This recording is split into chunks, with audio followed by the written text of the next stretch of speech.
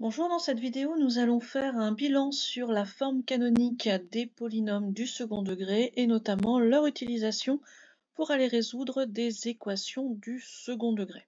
Alors, le but de cette vidéo n'est pas d'utiliser le déterminant qui fera partie donc d'un prochain chapitre, mais vraiment d'utiliser la forme canonique pour résoudre des équations donc du second degré. Tout d'abord, ce que l'on appelle une forme canonique, c'est la forme où en fait on n'a qu'une fois le x qui va apparaître pour notre polynôme. Donc si notre polynôme au départ, sous sa forme développée réduite, s'écrit ax carré plus bx plus c, avec un petit a différent de 0, à ce moment-là, la forme canonique sera a facteur de x moins alpha au carré plus bêta. Pour trouver le alpha et le bêta, on va se servir des coefficients a, b et c de notre forme développée. Pour alpha, on aura une formule à retenir par cœur qui est moins b sur 2a.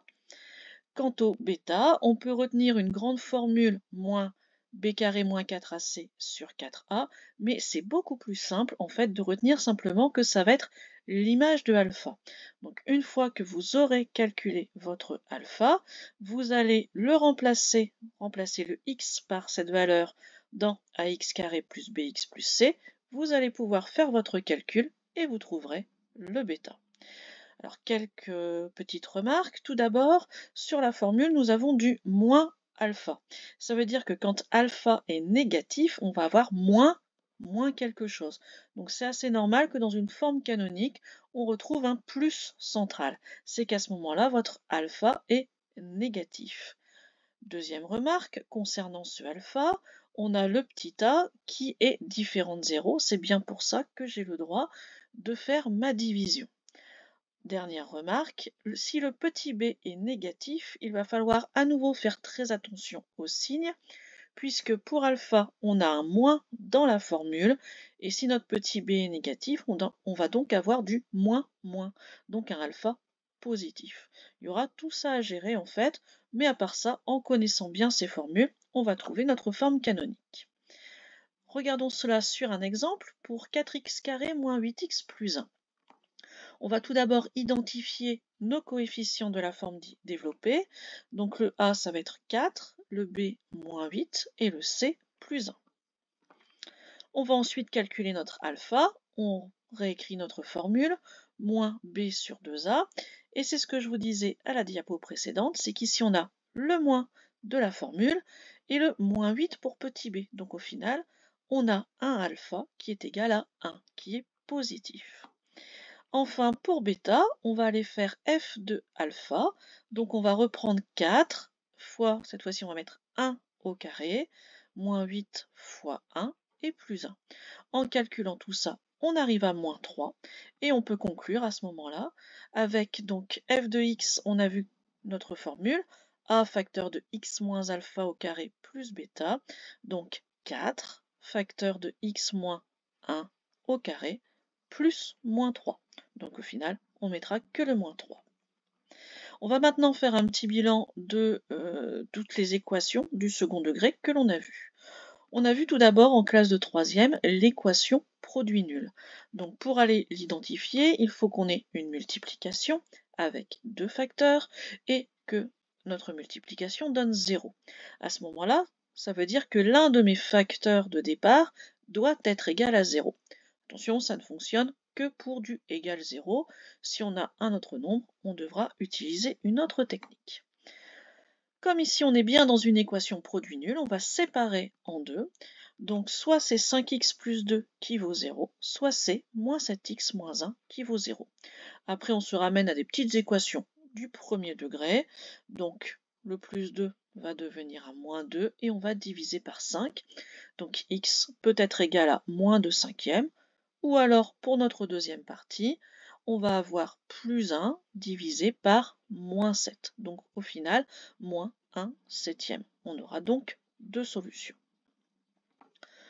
On a parfois besoin d'une factorisation pour aller résoudre ces équations. Alors ici, quand on regarde 5x carré égale à moins 3x, la mauvaise idée que vous avez souvent est d'aller simplifier par x. Or, en simplifiant par x, on risque d'oublier l'une des solutions. Donc on va plutôt factoriser. Donc 5x carré plus 3x égale 0. On va passer le moins 3x pour qu'il devienne un plus 3x. Et en factorisant par x ici, on va obtenir à nouveau une équation produit nul. Donc à ce moment-là, soit c'est notre x qui vaut 0, soit c'est 5x plus 3 qui vaut 0. Et ce 5x plus 3 va nous donner comme solution moins 3 cinquièmes. Si vous aviez divisé par x, à ce moment-là, vous auriez oublié la solution x égale 0. Attention, on peut diviser et simplifier par x uniquement si on est certain que notre x ne peut pas être égal à 0. Sinon, on fait une division par 0 et à ce moment-là, ça peut donner absolument n'importe quoi puisque c'est une impossibilité mathématique. Je termine avec la nouvelle forme, donc la forme canonique, qui va nous permettre de résoudre des équations en classe de première que l'on ne pouvait pas résoudre ni en seconde ni en troisième. Si je regarde l'équation ici du second degré, 2x carré moins 3x plus 1 égale à 0. À ce moment-là, je n'ai pas de factorisation évidente, je n'ai pas de facteur commun, je n'ai pas d'identité remarquable, donc je vais être obligé de passer par la forme canonique. Parce que là, ce qui m'embête, c'est le fait que le x se répète à deux endroits différents. Donc je ne peux pas travailler comme je travaillais en collège. Donc la forme canonique, elle par contre, va permettre de tout regrouper en un seul x. Pour cela, comme on a vu en début de vidéo, on va donc mettre 2x carré moins 3x plus 1 sous sa forme canonique. On identifie le a, le b, le c. On fait notre calcul pour alpha, moins b sur 2a. On remplace moins 3 sur 4, donc au final 3 quarts. Ensuite, on calcule bêta en faisant f de alpha. On remplace donc dans notre première expression le x par 3 quarts et vous obtiendrez moins 1 huitième. Donc notre forme canonique va s'écrire 2, notre petit a, facteur de x moins 3 quarts, notre alpha, au carré, moins bêta 1 huitième. En fait, c'est plus bêta plus moins 1 huitième réellement. Donc au final, ce que l'on va résoudre maintenant, c'est notre 2 facteur de x moins 3 quarts au carré moins 1 huitième qui est égal à 0. Et ça, c'est possible, comme je vous le disais, puisque le x est seul. Il n'y en a qu'un. À ce moment-là, on va donc faire des passages, on va dire, d'un membre à l'autre, des passages gauche-droite. Tout d'abord, on va se débarrasser du moins 1 huitième. Il va passer de l'autre côté, devenir un plus 1 huitième. Et on va en même temps, si on en est capable, diviser par 2. Donc 1 huitième va devenir un 16e. Ensuite, on va essayer de se débarrasser du carré. Et c'est là le gros piège de cette résolution grâce à la forme canonique. C'est que vous avez tendance, pour enlever un carré, à mettre une racine carrée, ce qui est très bien. Mais attention, il y a une deuxième solution. À chaque fois, on a moins la racine carrée.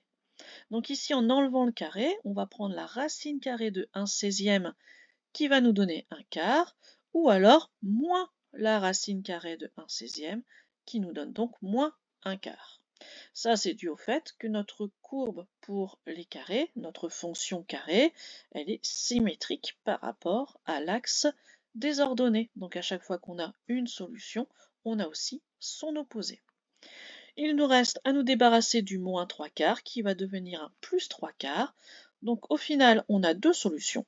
1 quart plus 3 quarts qui nous donne 1. Ou alors moins 1 quart plus 3 quarts, ça nous fait 2 quarts, donc 1 demi.